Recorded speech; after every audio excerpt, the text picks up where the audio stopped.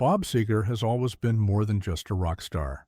He's been a storyteller, a working-class hero, and above all, a defender of rock and roll's authentic spirit. But behind his heartfelt anthems and legendary performances, there's a fiery side to Seger that not everyone saw. Throughout his career, he waged wars, sometimes quietly, sometimes loudly, against what he felt was the destruction of rock by corporate manipulation, over-commercialization, and inauthentic music. His disdain wasn't just about musical disagreements, it came from a deep place of integrity and passion for genuine artistry. So tonight, we're uncovering the 6 bands Bob Seger utterly despised and the bitter rivalries, philosophies, and battles that shaped not just his career but rock history itself. 1. Duran Duran. In the 1980s, music television changed everything.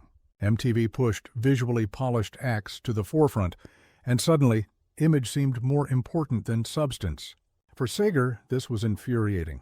Bands like Duran Duran became global sensations with flashy videos, stylish wardrobes, and sleek production.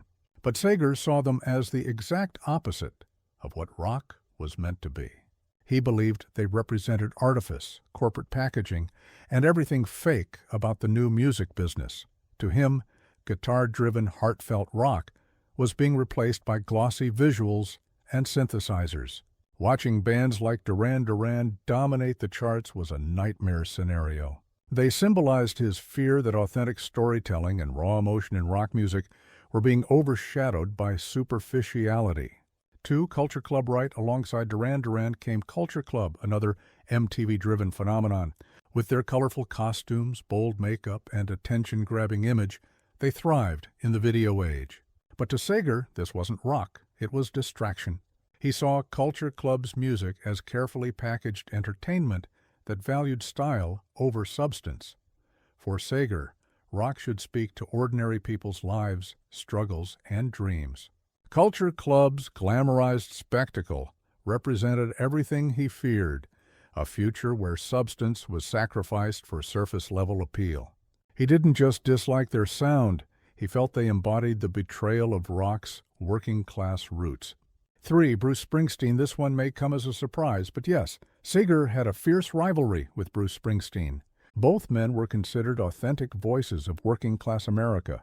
Both wrote songs about everyday struggles, and both had loyal fan bases. But Seger bristled at the constant comparisons. Critics often described Springsteen as the superior storyteller, and this gnawed at Seger. He respected Springsteen's talent, but he resented the way the industry seemed to elevate him as the voice of America while dismissing Seger's own contributions. At times, Seger even saw Springsteen as overcomplicating his storytelling, whereas Seger himself prided on being straightforward and relatable. This rivalry created a bitter tension, 2 men fighting for the same crown in front of the same blue-collar audience. 4. The Eagles. When it came to the Eagles, Seger's disdain was clear. He accused them of abandoning the raw grit of their early country rock roots in exchange for slick, polished, radio-friendly hits. To Seger, they represented the corporate side of music, calculating, market-driven, and willing to sell out authenticity for mass appeal. While he respected them as musicians, he believed the Eagles symbolized a dangerous path, one where rock turned into a product designed for maximum profit, rather than an art form meant to tell stories and connect with real people. Their enormous commercial success only deepened Seger's resentment, because he saw it as proof that the industry rewarded polish over honesty. 5. Punk rock band. Seger had no patience for the rise of punk music. To him, punk wasn't rebellion, it was noise dressed up as authenticity. He criticized punk bands for being unskilled, intentionally amateurish, and for rejecting the craftsmanship that true rock music required. In interviews, Seger made harsh remarks about punk musicians, calling them spoiled kids who mistook attitude for artistry. While critics praised punk as raw and real, Seger saw it as shallow and destructive.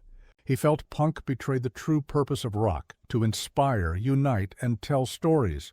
Instead, punk bands seemed obsessed with tearing down tradition without offering anything lasting in return. Please don't forget to subscribe and hit the bell icon.